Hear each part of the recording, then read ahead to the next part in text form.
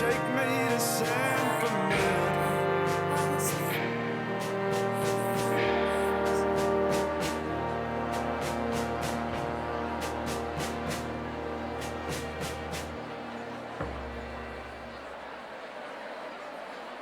The real people went away.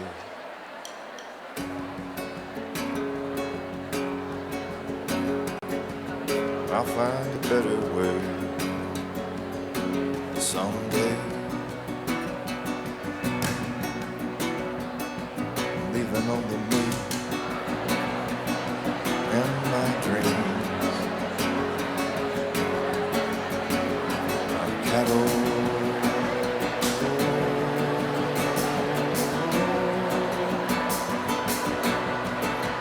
And a resonator.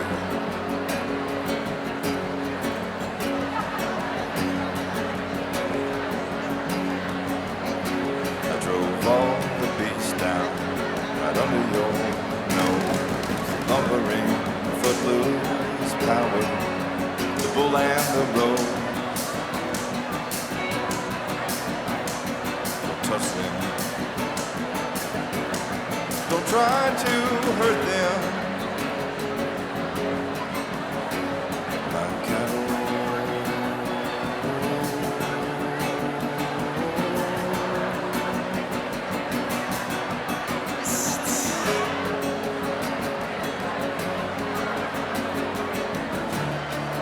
Drove her by the crops. Thought the crops were lost. I consoled myself with rudimentary thought. And I set my watch against the city clock. It was way off. About this wild, wild country takes a strong, strong, breaks a strong, strong mind. Yeah, one thing about this wild, wild country takes a strong, strong, breaks a strong, strong mind. Anything less makes me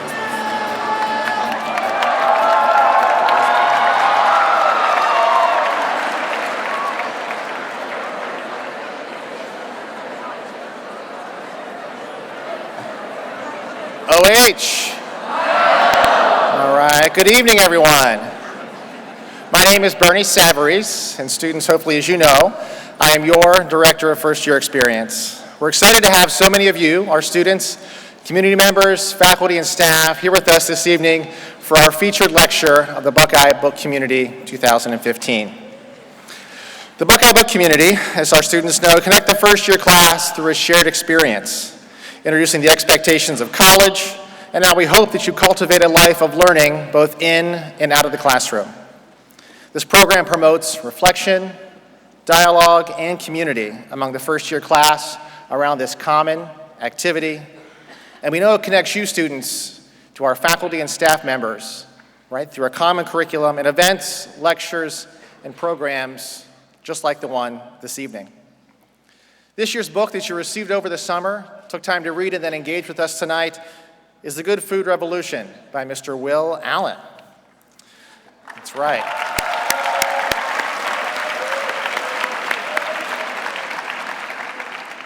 Now, The Good Food Revolution was chosen by our Buckeye Book Community Selection Committee because we knew it would spark rich dialogue around a number of issues related to both first-year transition and also greater issues that you'll face both at Ohio State and in the world. Perhaps most prominent, the book prompts readers to consider how a person's goals, values, backgrounds, and identities can impact his or her perspective and also their path in life. I encourage you to remember Will's story and his messages tonight as you begin your journey in the diverse Ohio State community. As you explore Ohio State in the weeks and months ahead, Questions about identity, culture, and experiences will come to the foreground. Let tonight's lecture be the starting point of many conversations you'll have with your peers, faculty, and the rest of the community around these important topics. Now, I do have a few quick housekeeping items. So, folks, so you know, there will be a book signing following our lecture. We invite you to attend that, where there will also be books for sale if you need them. That will be in Menden Hall Laboratory, room 100. So, book signing following our lecture in Menden Hall 100. Now, students, we do expect you to be on your best behavior and show why you're a part of the best and brightest class ever admitted to the university, right? So we hope that you will, and expect that you will, stay engaged, be thinking about the questions you might have for Will and our Q&A that will follow our conversation. And also note that to earn full credit, that we expect you to stay through the entirety of the lecture tonight. And now I'd like to introduce a member of your first year class, Miss Jacqueline Roman, from Coshocton, Ohio, who's a major in computer science and a minor in design, to keep us moving on our lecture this evening. Welcome, Jacqueline.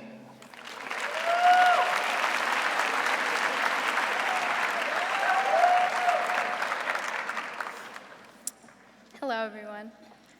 There's a joke about how assigned school readings are always strangely relatable to our lives at the moment. And especially with this book, I couldn't agree more. During the time when I was reading this book, I was also working in the produce section at Walmart for a summer job.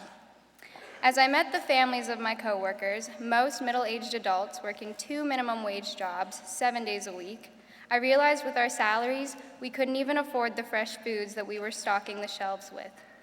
This realization hit me hard, and as I continued to read The Good Food Revolution, I found Mr. Allen's analysis of why people in poor urban communities have a higher death rate than others incredibly eye-opening. I'm glad that The Good Food Revolution was our first-year book selection, because we don't think about the hardships we can't see. We don't realize how difficult it is for others to live in a situation that we've never been through.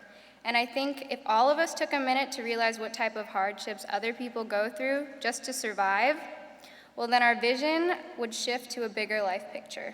We would see our exams and classes as blessings instead of curses, and our empathy would lead us to a greater life purpose. This is where Mr. Allen amazed me again. His ability to choose his passion of farming and continue to pursue this passion despite facing economic hardships, setbacks, and opportunities to have a stable career is something I am incredibly envious of.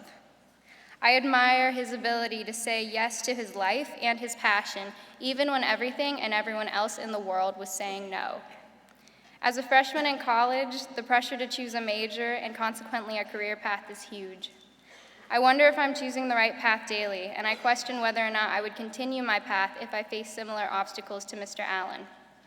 Honestly, at this time, I don't know if I'm pursuing my passion and whether or not it's fulfilling my need for a greater purpose in life, but the good news is I am thinking about it. I am actively questioning, reasoning, and searching within myself for the answer, and I want to thank Mr. Allen for sharing his story, because learning about his journey is better preparing me to create mine. As a classmate and I had a discussion on how the title of the book is deceiving. He was focused on the good food part and wondered why the book talked more about Mr. Allen's life instead of food. But I explained to him that the more important part of the title was revolution, a call to the readers to not only see the issues in the world around us, but also choose to take an active role in changing our world for the better. And if we all could remember that, then the world just might change. Will Allen is an urban farmer who is transforming the cultivation, production, and delivery of healthy foods to underserved urban populations. As the son of a sharecropper, former professional basketball player, ex-corporate sales leader, and longtime farmer, he is recognized as a national in urban agriculture and food policy. After a career in professional basketball and a number of years in corporate marketing at Procter & Gamble, Will Allen returned to his roots as a farmer, using his retirement package to purchase a plot of inner-city land with greenhouses, where he established and functions as the CEO of the country's preeminent urban farm and nonprofit organization, Growing Power. At Growing Power and in community food projects across the nation and around the world, Alan promotes the belief that all people, regardless of their economic circumstances, should have access to fresh, safe, affordable, and nutritious foods at all times. Using methods he has developed over a lifetime, Alan trains community members to become community farmers, assuring them a secure source of good food without regard to political or economic forces.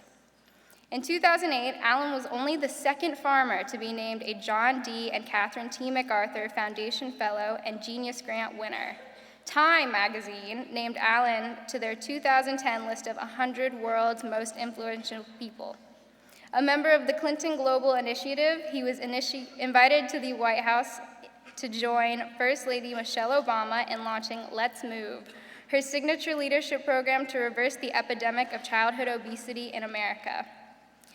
Alan's autobiography, The Good Food Revolution, Growing Healthy Food, People and Communities, published in 2012, received the Silver Medalist Award from Axiom Business Books. He is also featured in 2 children's books, For Farmer Will Allen and the Growing Table, and There Grows the Neighborhood, Agriculture in the City. In the world of basketball, Allen was given the highest honor bestowed to a collegiate athlete, the Theodore Roosevelt Award, and the National College Athletic Association, with his name enshrined at the NCAA Hall of Champions in Indianapolis, Indiana. He was also inducted into the Atlantic Coast Basketball Conference Hall of Legends. Additionally, Allen has been bestowed with 5 honorary doctorates from the Milwaukee Institute of Art and Design, Marquette University, University of Wisconsin, Milwaukee, School of Freshwater Sciences, University of Miami, and Hofstra University.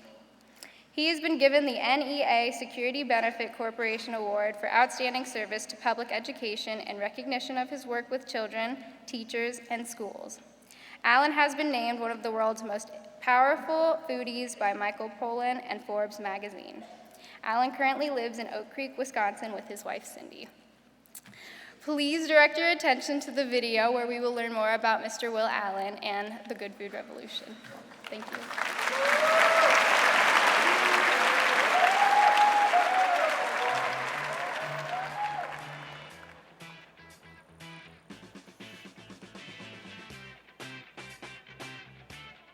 It's a new day. It's a new day. It's a new day. It's a new day. It's been a long time coming. Up the mountain kept running. Songs of freedom kept humming. Channeling Harriet Tubman. Kennedy, Lincoln, and King.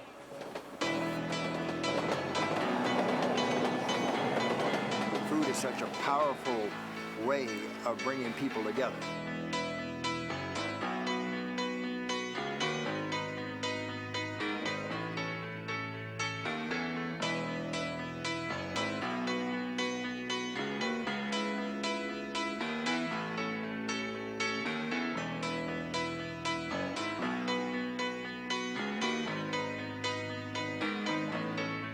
When I graduated high school, I had over 100 scholarship offers, and my goal was to get an education and play professional basketball.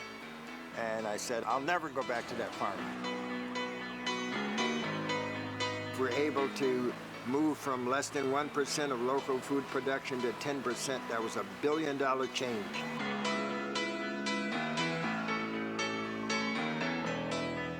We're growing energy here.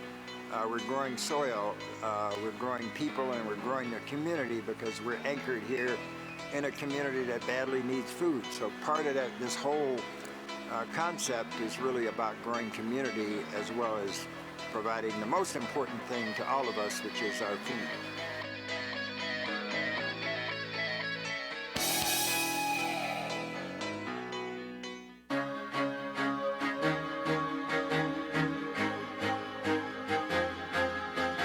My mother's family was in farming. My father was a sharecropper, but unlike many African-American males at that time, he wanted myself and my brothers to know where our food came from, and for practical reasons, to be able to grow our own food. As we sit here today, we're losing rural farmland and we're losing farmers.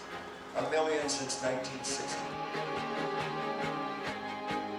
Actually, I was driving down the street here at the time, back in 1993. I was working for Procter & Gamble in sales and sales technology, and I just saw the for sale sign, and I stopped and I wrote down the number. You know, I said to myself, this is the place that I could land, and that's when I got in trouble. I knew a little bit about the area. 5 blocks away is the largest housing project we have here in Milwaukee called West Lawn. It was pretty much what is called a food desert, and the only access to food is corner stores and what they call fast food swamps. As a matter of fact, many of our kids are eating food that our grandmothers wouldn't recognize as food. I was just in Cleveland. I met with the mayor of Cleveland, and he really gets it. We're starting to get a lot of waste from food wholesalers. They throw away thousands and thousands of pounds of food waste a week. I want the same food to go to all people in all communities, and to do that you have to figure out ways of reducing the production costs, and part of that is what we do here in terms of growing soil by using renewable energy to keep the cost in line so we can get that food to everybody at a reasonable cost. People come here, they want to know, how did you do that here? You know, how did you make that happen on these 3 acres? How can we do that? This farm system is a unique farm system. It's part of, I think, ag of the future in terms of how we grow food here very intensively, using every square foot, and everything that we discover, we pass on to folks that come here. It's not like we want to stick it in some closet and try to make money off of it. Everything we discover, we pass on to other folks. I don't think I've ever interviewed anyone who was officially named a genius by a major foundation. How did you find out that you were getting the MacArthur Genius Award? In our city, we have a lot of vacant land. In the Midwest, there's hundreds and hundreds and even thousands of acres inside cities. Cities like Detroit, cities like Youngstown, Ohio, and Buffalo, New York, Chicago, where they have 77,000 vacant lots, some 33 square miles of vacant land, that we can grow food.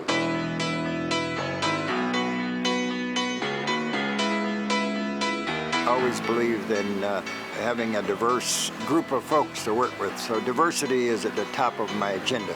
One of the declarations I made with the city was that I would hire kids from the community. Then we started being looked at as an asset to the community because we were providing jobs. I live 10 blocks up from here, and I used to walk past here every day when I was in high school to go to the basketball court.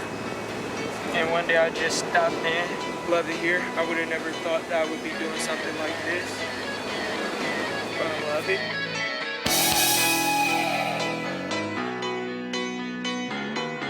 Whoever wants help, whether they're from Detroit or some small rural community in Alabama or Mississippi or upstate in Wisconsin, we engage those communities. So it's not just inner city, it's not just urban, it's rural communities that are hurting today as well. But it's really all about food and how we are going to try to change the existing food system to make it something that really works for everybody. People think because they spend a lot of money for food, that food is fresh and good.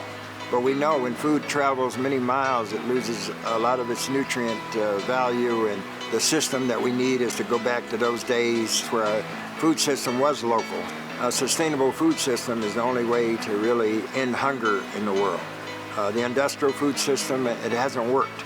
We have to change our food policy, our national food policy. And to do that, we need concrete projects like this and others around the country to change policy. We just can't compete with going to DC and standing in line and trying to lobby for something. We have to prove that this works. We have to prove that this cash flows. It's something that we need to continue to grow. There are some challenges that we have to overcome to make it grow.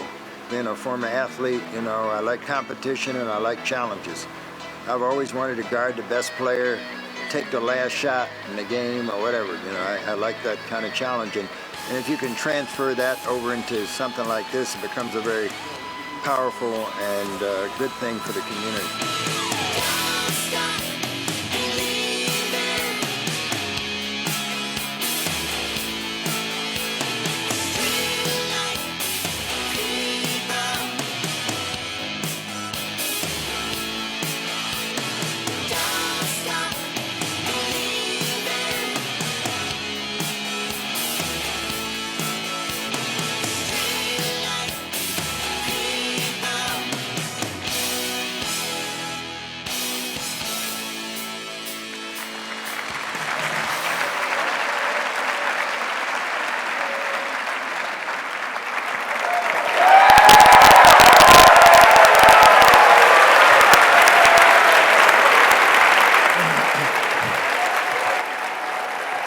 Thank you. Thank you.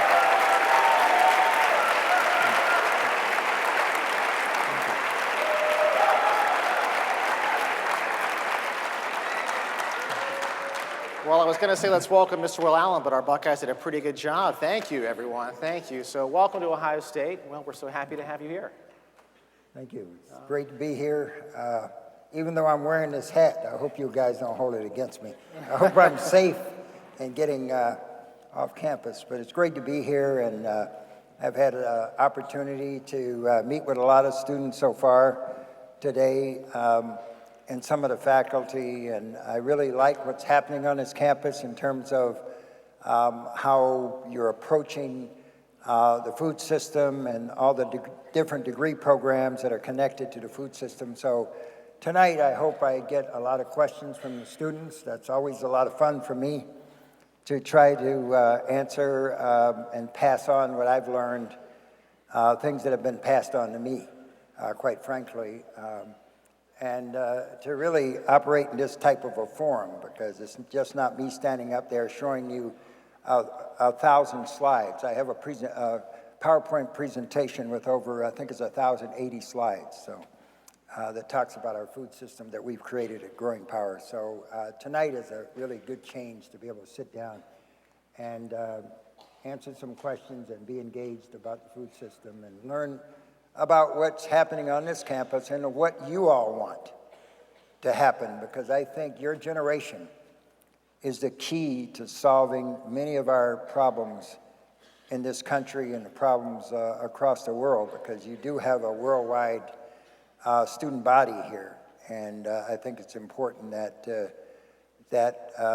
me as an elder to pass on what I've learned, and the faculty and the administration at this university to pass on things that are going to benefit your lives, because you are the ones that are going to change a lot of the bad things that are out there in our world today. Thank you, Will. So students, our plan tonight is for me to ask questions for about the next 25 to 30 minutes, and then I'll turn it over to you. So be thinking about what questions you have for Will, what points in the book really sparked your curiosity, or what really you want to help him, how he can help you really make the most of your time here at Ohio State. So Will, my first question for you is, you said that the Good Food Revolution and the movement associated with it has really been the greatest challenge of your life. Tell us more about that. Yeah, I mean, I grew up on a farm. I come from a family background of farming, and I found out this through research when we were researching my family background and writing the book of over 400 years of my Native American, African American heritage to today. So that was never broken. But it's been one of the toughest things. I've had an opportunity to go to college and play college basketball and professional basketball and travel around the world. I actually played basketball my last 3 years in Belgium, where I really got reconnected to the food system in a way that changed my life. When I was in Belgium, one of my teammates' family had a farm, and I went out on the farm. He asked me if I wanted to go out on the farm during the off season. Season was over, and I went out, and as soon as I touched the soil, that's when that transformative moment happened for me. I realized at that point that it's something I wanted to do. So when I was in Belgium, I had my team move me out into the country. I got 25 chickens, and I started gardening, and I fed because we were stuck over there during the winter. The American players, there were 2 Americans on every team in Belgium, so I would invite them to our house and I would feed them food that we grew in our garden. So here I was back doing some of the same things that I did growing up, my family did, in terms of feeding the community, growing lots of food and having that power of growing food to be able to pass it on to other folks. So that's where it really got me started. So when I came back to America and retired, I had this burning desire to farm.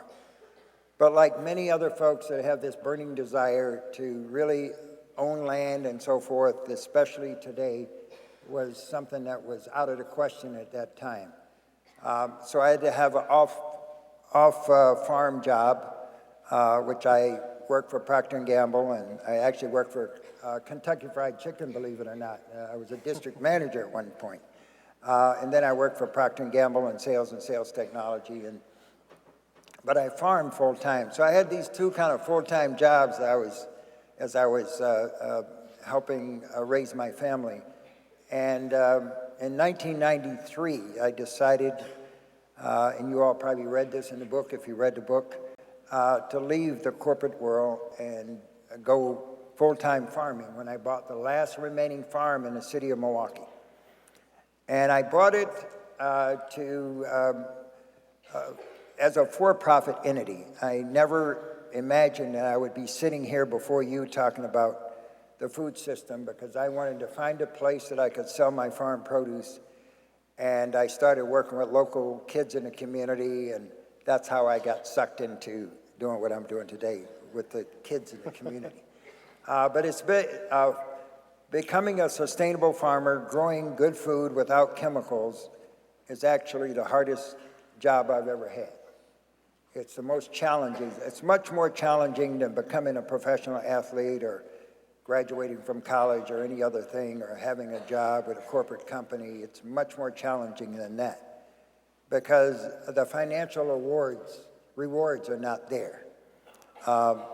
And passion is the word of the day, because you have to be very passionate about it to stay in an occupation that doesn't pay that much money. So that's what kept me in the game. And so 22 years later, I'm sitting before you because I've been able to survive a lot of hardship because I wanted to prove a lot of things. And one of the things I wanted to prove that urban agriculture was a viable thing that we could do. And now as we look across the country, it's one of the fastest growing forms of agriculture is growing food inside cities because we have so much land. And as we start to think of the future in terms of how are we going to feed in your lifetime 3.1 billion more people when we can't feed the folks that we have on this planet today. So that is really about our survival, and I feel that your generation is the generation that's gonna fix that. My generation really didn't pass on what we should have passed on to your generation, and I apologize for that, but I'm working at passing on everything that I know, and I encourage elders all the time to pass on to your generation what we know so that you guys can make it work, because you have to make it work. Well, what are some of those unique challenges of farming in an urban area, farming in a city, as opposed to a more rural area, and how are you helping to overcome those so future generations will have maybe things a little bit easier than you have had it the last few decades?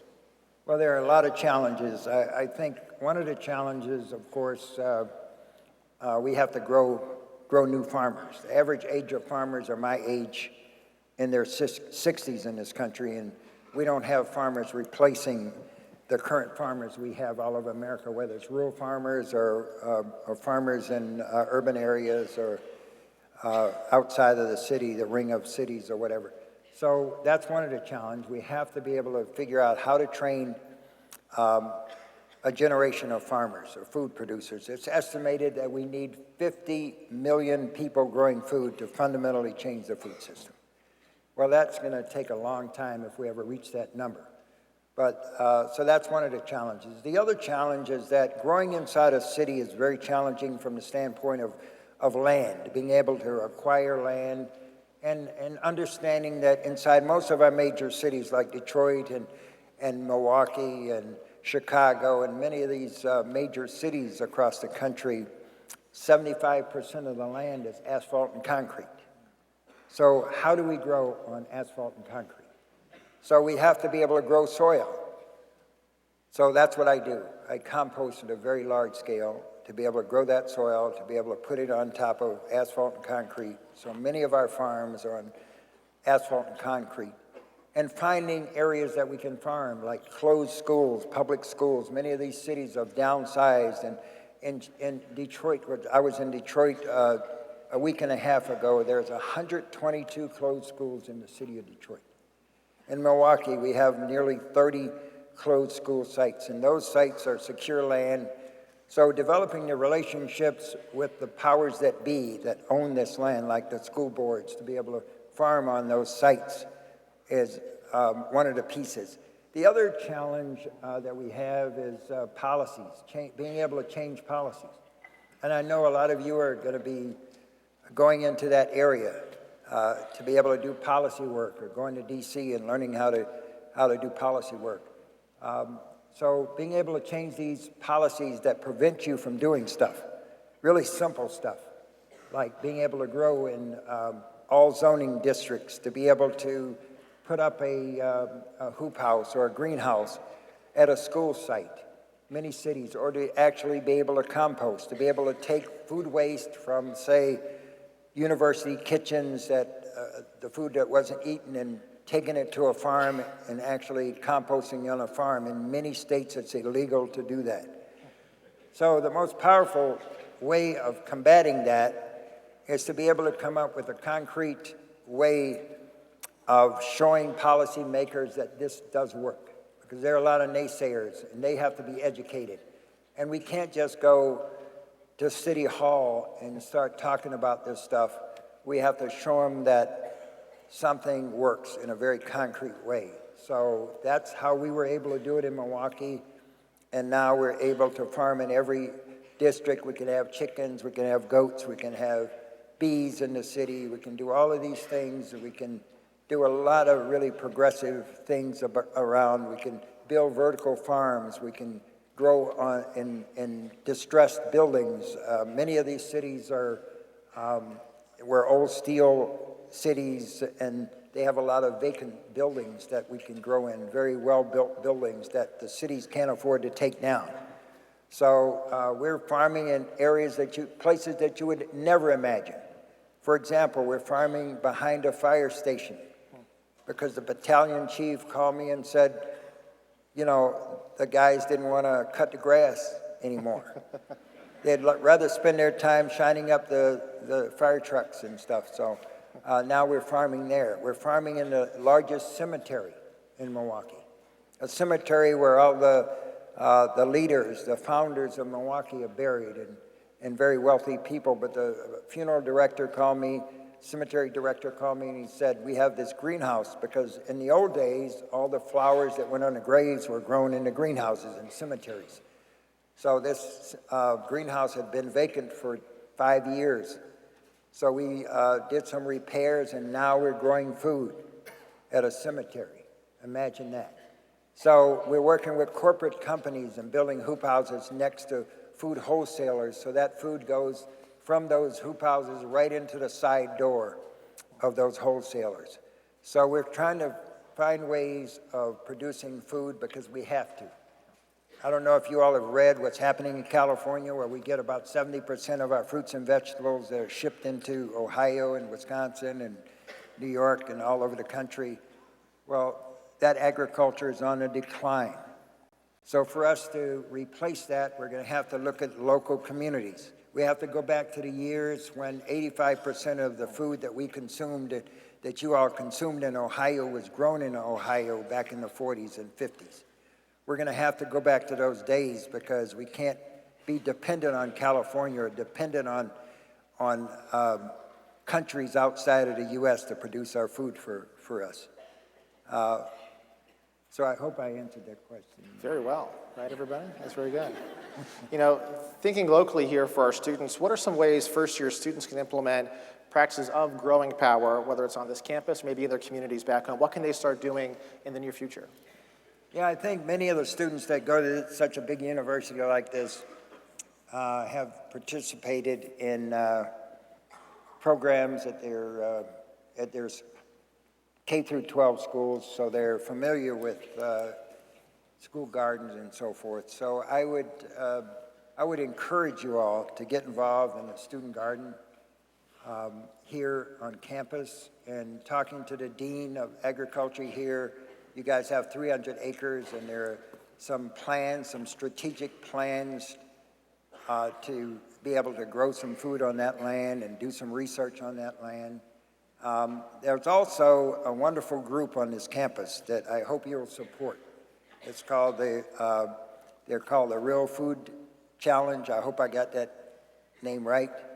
But what they're trying to do is get the university to sign off on 20% of the food that you all consume come from the local area. I mean, that would be a wonderful thing.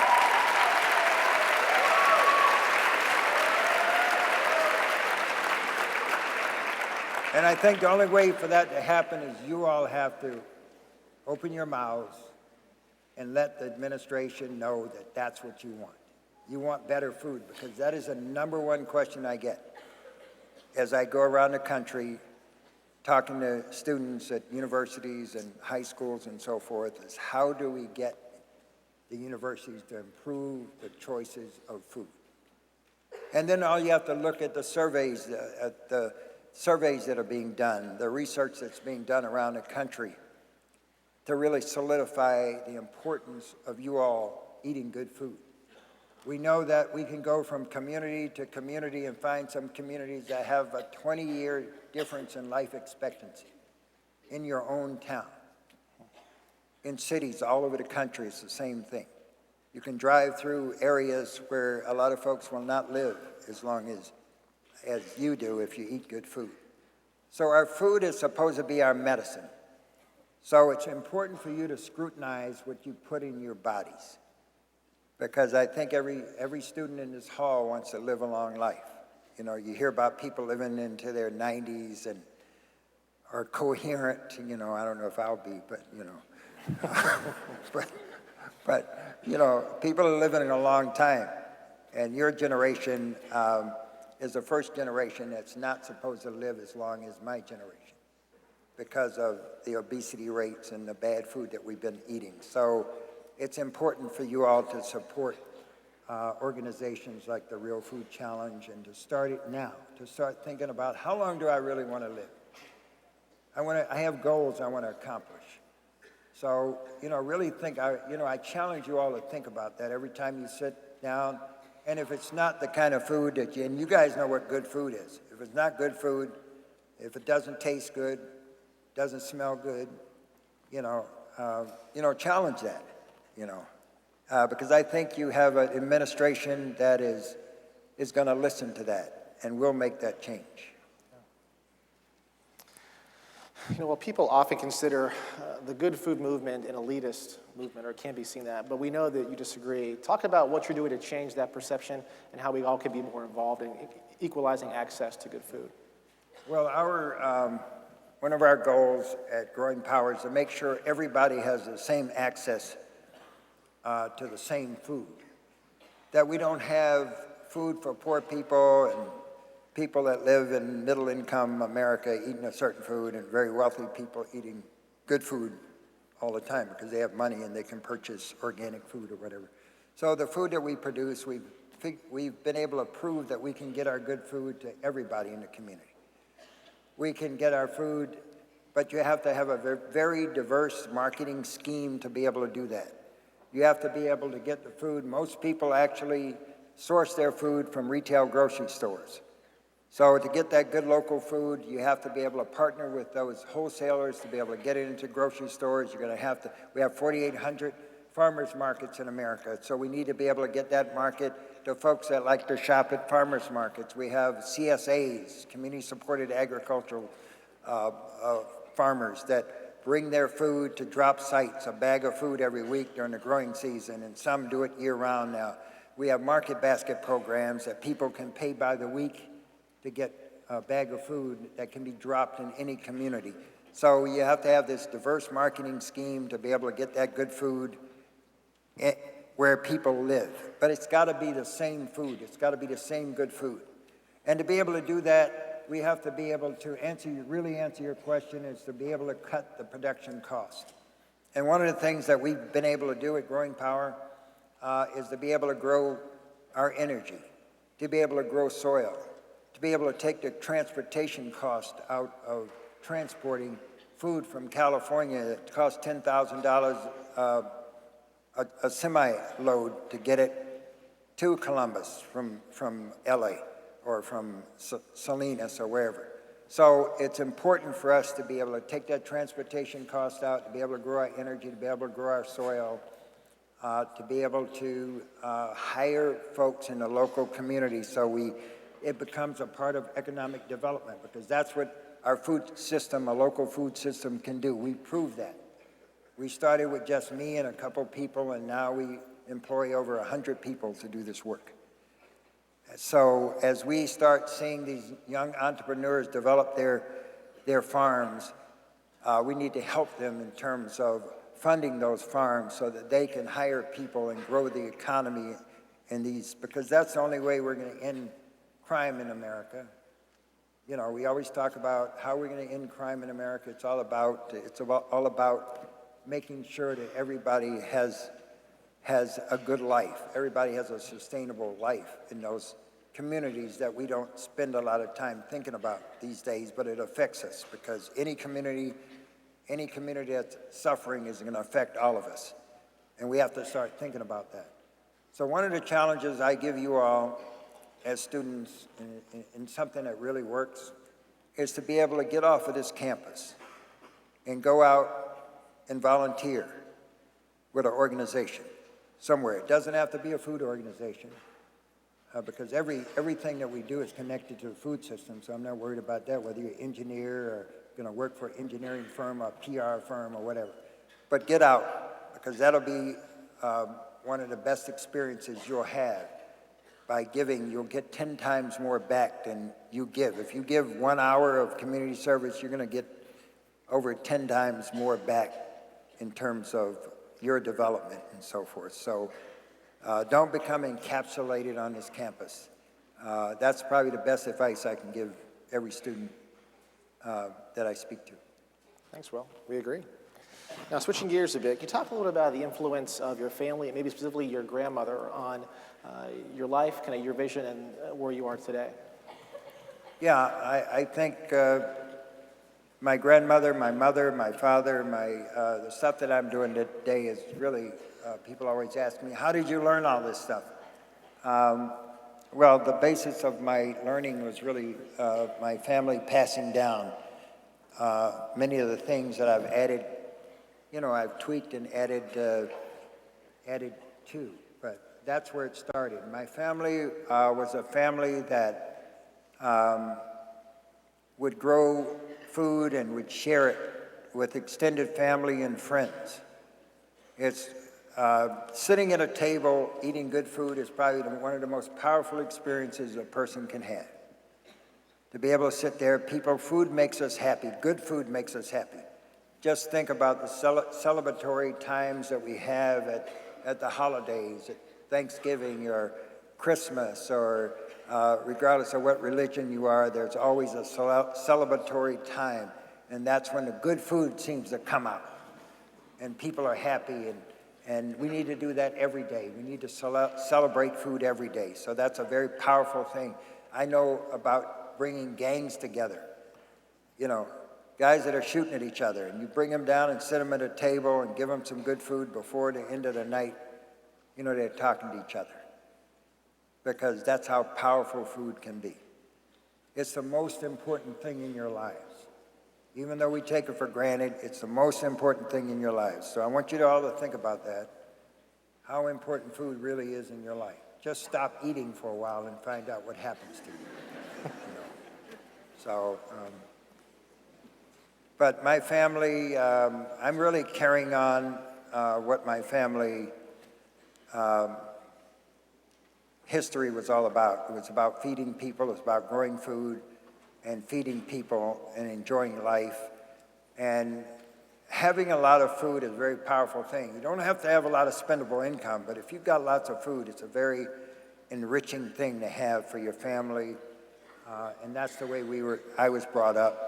We didn't have a lot of spendable income. As a matter of fact, when I was in college, and the reason I have a scholarship program for kids there in our organization, we have a youth corps, and one of the reasons that I developed this, when I was in college and I was on scholarship, I couldn't participate in a full college experience because I had no money to even take a girl on a date or anything like that. So you wind up just spending time with the guys that you play ball with, the athletes, and you don't get that full college experience. So one of the things that we do is we give $2,000 to our youth corps members that are going to college, and I also help find them colleges to get scholarships, full scholarships. So it's important to be able to participate, and I hope you all are participating in everything, a full range of experiences at this university, because you have so many organizations and so much opportunity. It's not just about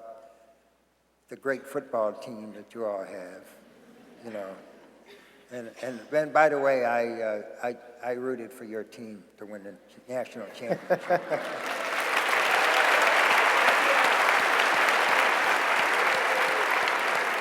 Even though you guys beat Miami for the national championship a few years ago, I don't hold that against you. You're our kind of guy, Will. Yeah. Thank you. You know, Will, you discussed how African Americans have fought for decades to leave agriculture behind.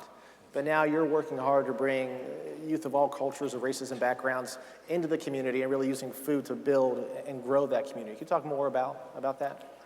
Yeah, I mean, 20 years ago when I started doing this work, and quite frankly, there were no African Americans really in the country doing the work, excuse me, that I do.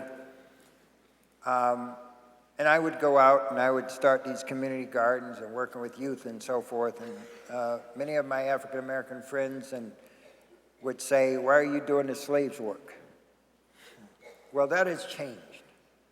And one of the big changes I think happened was when the First Lady, when the Obama administration came into the White House, and the First Lady said that she wanted to do a garden on the White House lawn. It's estimated, and I told her this, it was estimated, and she didn't even know this, that 10 million people started growing gardens after she did that. It was a very powerful, symbolic thing. It was only a 1,200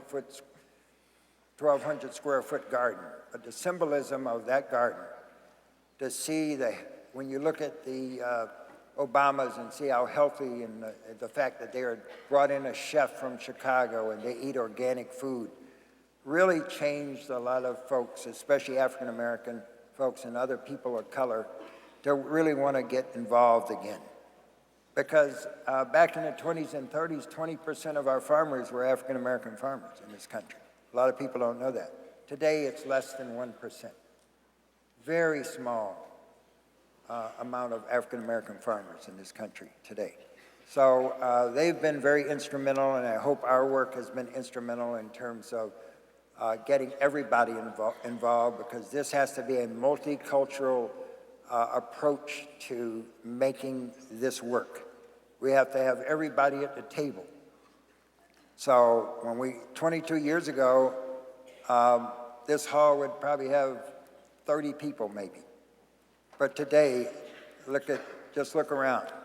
You know, thousands of people are now involved in the food system, and it's growing. Every day it grows. I mean, I get calls from cities all over the country to help facilitate and help consult on building a food system in communities all over America. Small cities, rural communities, very large cities like Atlanta, working with politicos who recognize that they have to do something to be able to bring food, because 85% of our population is going to be living in cities. Over 50% today live in and around cities in the world.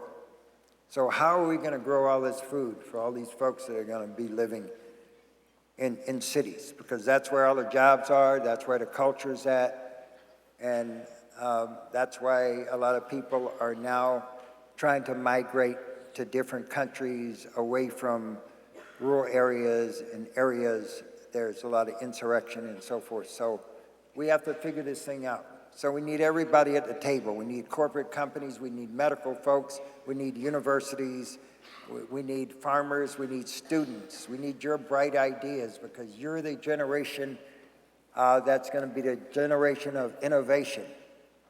You all are going to be, I listen to all the degree programs you guys are involved in, and out of this group of students, there are going to be some very important innovators. And I hope that you all start thinking about the food system, because you're going to have to. All right. So, Will, my last question before we invite students up to the microphones for you is this. In your book, you state, "My father taught me that all you could do was control your preparation, learn from your mistakes, and accept losses." What advice from personal experience can you provide for our students who may be struggling to overcome setbacks or obstacles as they made their transition to college? Okay, will you repeat that? Yeah, right. So you was talk a drinking lot some about water. you talk a lot about overcoming obstacles and struggles, right? Yeah. That this work has not always been easy work, No. but you've learned, you persevered, and you're really living your vision, living your dream. How do you? What advice would you give to students in terms of overcoming their own obstacles in their lives as they pursue their dreams? Yeah. I would say the thing that I would say to you all is find your passion. You know, don't wait till you're 40 or 50 years old, but find your passion early. Find out what you're passionate about, because that's going to be the key. Because you all are different than my generation. Many people in my generation wanted to become millionaires, and many of them have billionaires. But as I talk to students, you know, I was speaking at some of the Ivy League schools like Princeton. I'm going there this week to speak, and I've spoken there before in Harvard and Yale and schools like that. And I asked the students, I said, you know, your parents have paid all this money for you guys to go to these schools, and what are you going to do? And they tell me, well, we want to do what you're doing. So I think your generation is actually a generation that wants to do something different, wants to give back, wants to participate in your communities and so forth. Want to go back to your communities where you feel most comfortable. So I'm very optimistic about your generation of students today, because they're much different than the way that we were thinking when I got out of college. Everybody was thinking about, hey, I'm going to go. But you've seen how your parents have struggled and how unhappy many of them have been in terms of their occupations. So I would say, find something you can become passionate about. It's not always about the money, you know. It's about happiness and living a good life and being able to have what you need, but maybe not too much. Too much of anything is too much. So, and you'll find that out as you move along the continuum of life. Thanks, Will. Okay, members of the first year class, we now welcome you to the microphones placed right here before us. We have two of our peer leaders. I see Austin and Lauren down there ready. And please come forward with your questions. We ask you to keep your questions to one question per student. And get those going. Don't be shy. Will's ready for you. All right, so we have our first question. Please go ahead.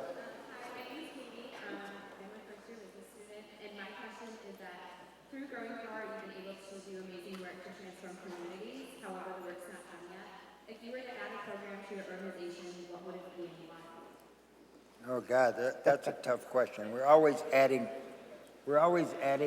Every day I think about how we can come up with a way of not only adding programs, but I look at the food system as this big puzzle that has a lot of pieces in it. So I try to come up with pieces that will enhance the pieces that are already there. I think that's important to us to be able to add innovation, because all the stuff that I'm doing has been done before in a different kind of way. So to be able to put your little change to it makes it feel like you've kind of invented this stuff, you know. So I think that's that helps you in terms of staying in the game and staying sustainable. But to add new pieces to the puzzle, I think we need to perfect what we already have. We need to figure out how to get more people to become growers.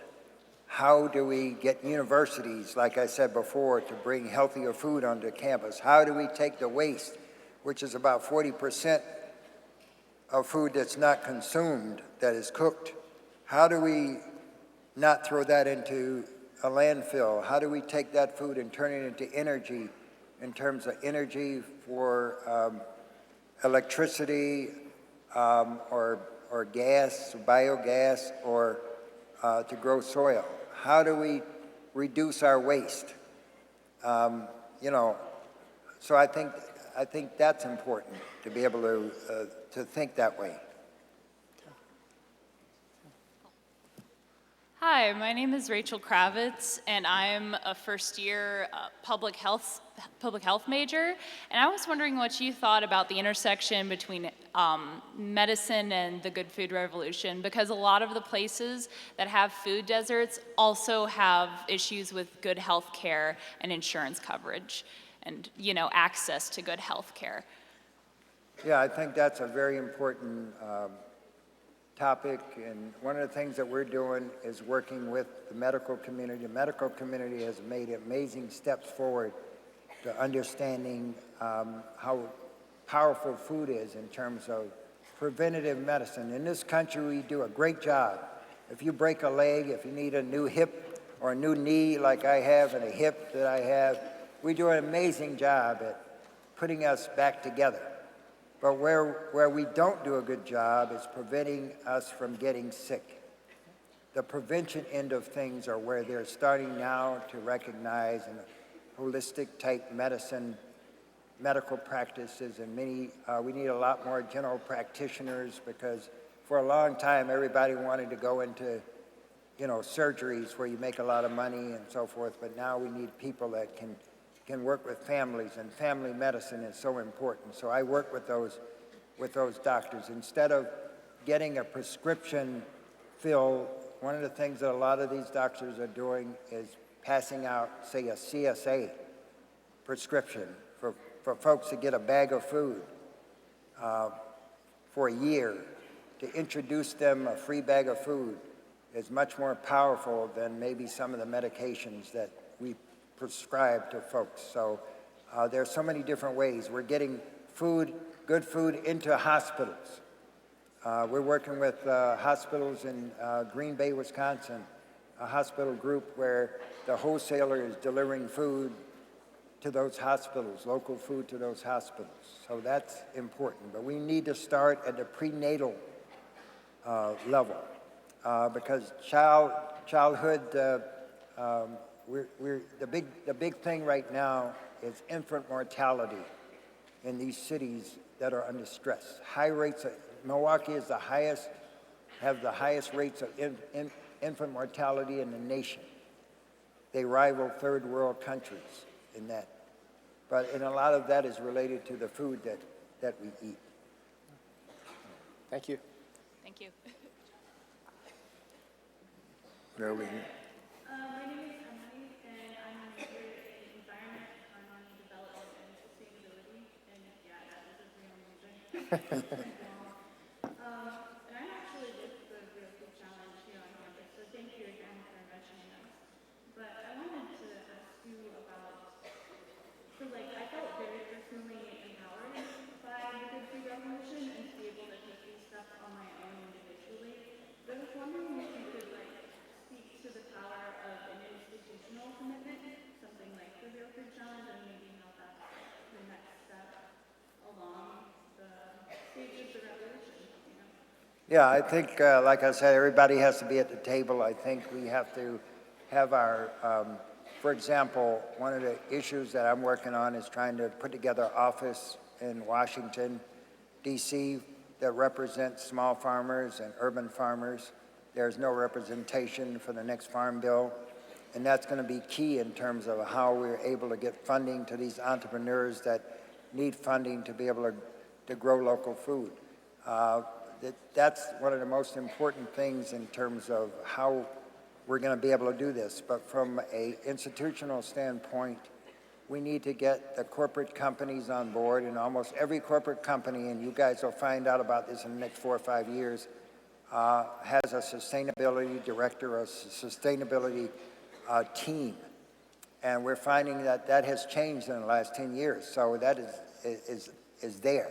So one of the things that I try to do is to get all of those different types of organizations, like I mentioned before, corporate companies of all sizes, of hospitals and politicos at the table to discuss and to project plan and strategic plan of how we're going to do this thing, how we're going to be able to grow farmers, like I said before. So some of the top-down operators have to be at the table.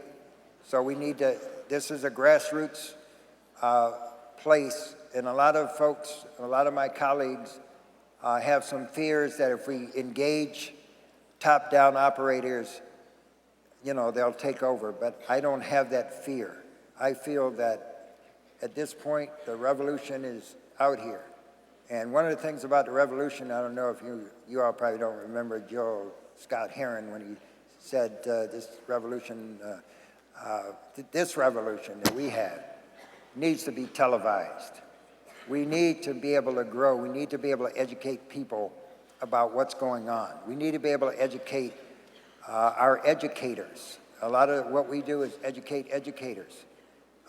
We need to educate the politicos. We need to have some concrete projects, which is the most powerful thing we can do, is to be able to take, say, a political person to a project that's really being done well, to show them that this is possible, that this is what we need, and that will change policy. But in the next Farm Bill, we have to have a presence. So as I go around the country, I ask students to get engaged. I ask all people in all communities to get engaged in this next Farm Bill because it's our dollars. It's our dollars that most of that goes into commodity payments for very wealthy people and very large farms and corporations. So we need that money to come back into those communities to be able to grow the food system. Do you think that here at Ohio State, our own university, can have that kind of impact too? If it like switches its sourcing to more local, sustainable, ethical, humane kind of source? Yeah, I think this Real Food Challenge is brilliant in terms of that 20%. Imagine if you're able to source 20% of local food, what impact that'll have on the local community in terms of jobs, in terms of the health of the communities. That's huge, and I'm glad that you all are doing this, not only at Ohio State, but this is being done all over the nation. So I support the energy that you all are putting behind that, because I know you guys spend a lot of time in doing that, and a lot of sacrifice, so I applaud you for that. Thank you so much. Hello, my name's Jessica Hoopengardner, and I'm a microbiology major, and I don't know how familiar you are with Future Farmers of America, or Yeah. FFA, but I've been an FFA member for 7 years, so I was wondering if you've ever worked with FFA or have considered working with FFA? Yeah, we do. As a matter of fact, more FFA members are in cities now than in rural areas. It started out as a rural type of initiative, but there are more members now in urban areas than in rural areas. So we work with a lot of FFA organizations around the country, not only in Milwaukee, but in Chicago, but around the country. Thank you. Thank you. Hi, my name's Elena Reckner. I'm a fourth-year Environment, Economy, Development, Sustainability major. And before I ask my question, I just want to say a commitment to Real Food for Ohio State would mean $75,000 of our tuition and tax money would be invested back into our local agriculture in Ohio. And so, if you guys are for that, you should join Real Food. I love your passion. That's great. Thank you. What would be your advice to us as students and to our institution for how we can pave way for this new revolution in Ohio and in our country? Well, I think like I said before, this Real Food Challenge, you need to get more members and more people behind your movement, and educate the student body about what you guys are doing, because numbers, if you get numbers, a lot of people involved, it's power in numbers. If it's just a small group of you doing this, you don't have that much influence. But if you can get a large percentage of your student body involved in this, then you're going to make some change. And this is good change. It's not positive. And I feel, after talking to administrators on this campus, that you guys can develop some partnerships with them, and things don't change overnight. So patience is, I know when you're young, you don't have a lot of patience. I know, I've been there. But it's important to have some patience and realize that this isn't going to happen overnight. As a matter of fact, this change that we're talking about of changing a food system it's probably not going to happen in my lifetime, but we're on our way. So it's going to take some time for this change to happen. So I encourage you all to have patience, but work on it every day. Find some time, well, maybe not every day, you got to study some too. That's right. But anyway, it's such an important thing that you guys are doing. Thank you. Hello, my name is Simon Fernandez. I'm in biomedical science, and I was curious, what would be some easy plants to start growing in like a home garden? Okay, great question. One of the things that I try to start people out on, and you can do this in your dorm room if you have a window. Most do, that's good. If you don't have a window, you got some bars or something, and no windows, you're in trouble. But anyway, grow some microgreens. Get yourself some good soil, get a flat, order some seed and sprinkle it on a tray. It reaches maturity in 7 days. You harvest it and plant some more.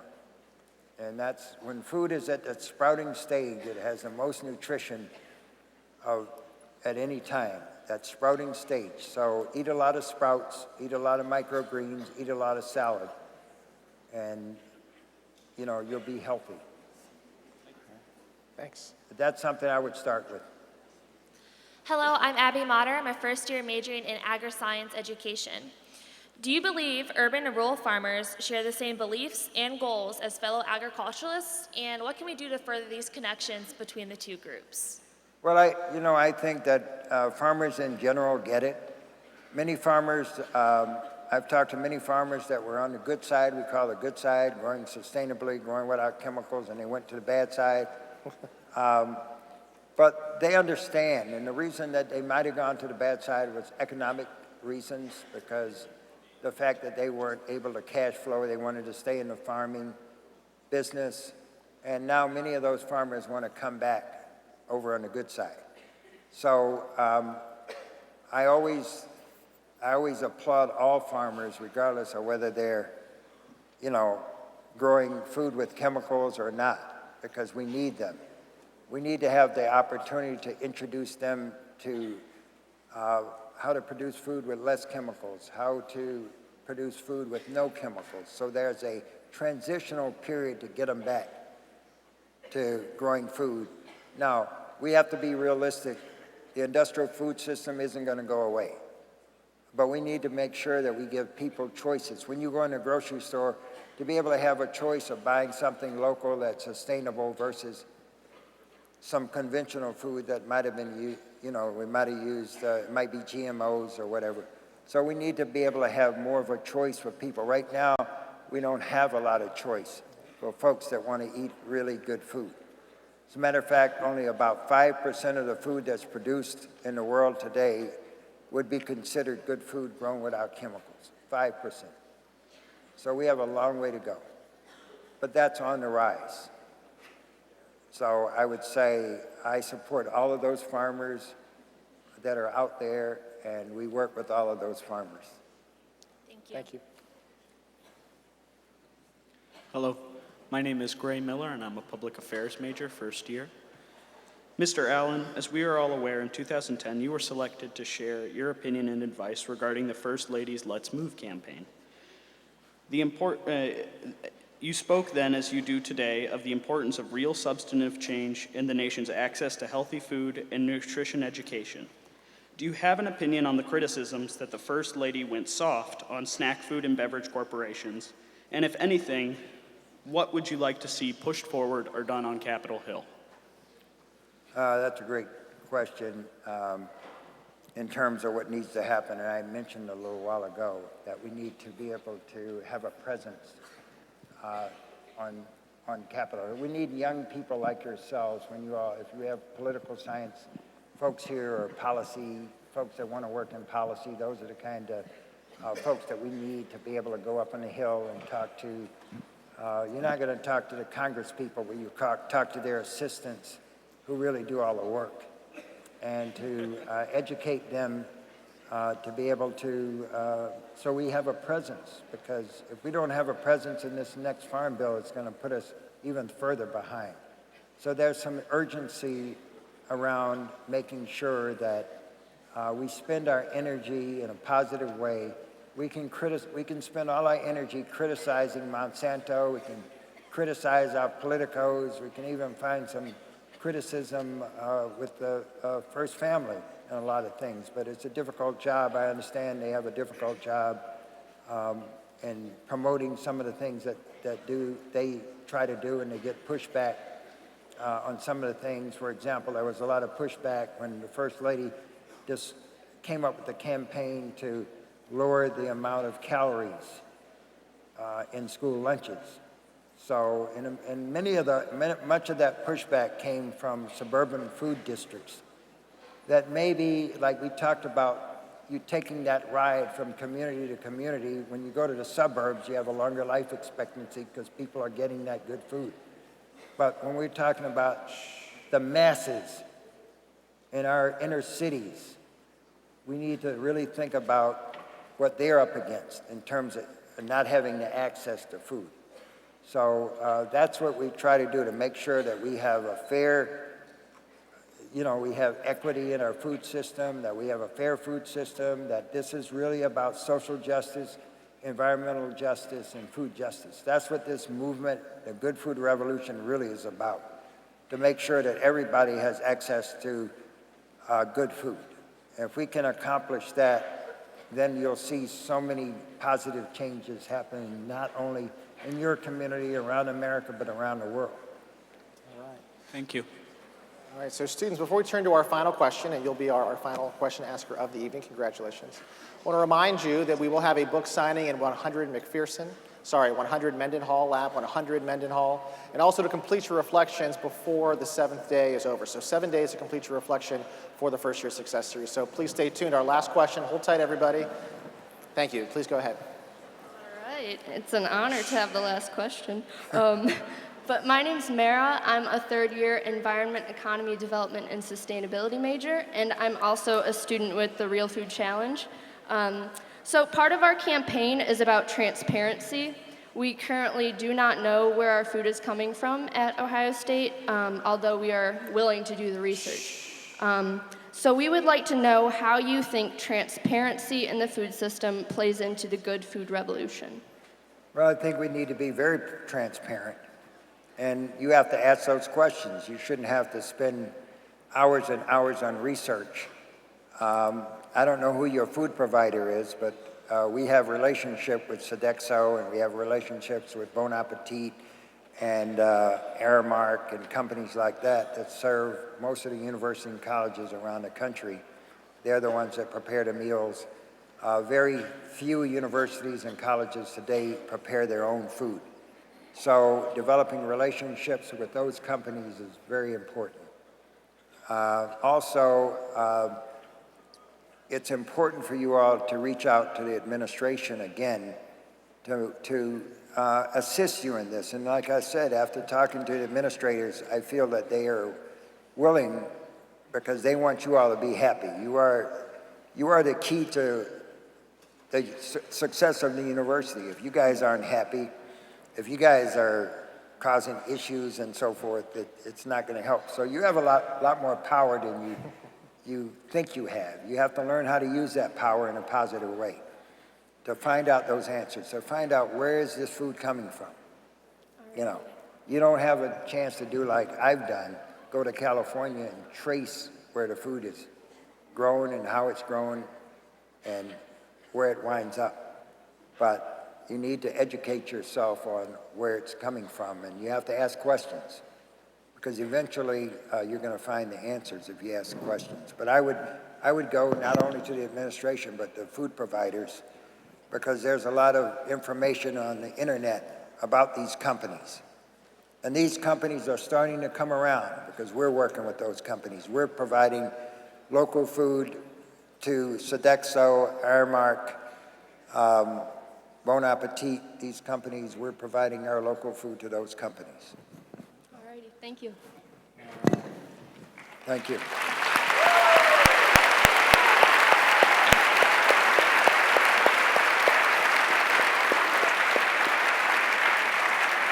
Thank you very much. It's really been a pleasure for me to be here, and I'll be here tomorrow on campus as well, doing some other stuff and going out to some of the communities in the area, looking at some of the community gardening that's going on in your city. So thank you again. I feel very welcome to be here today.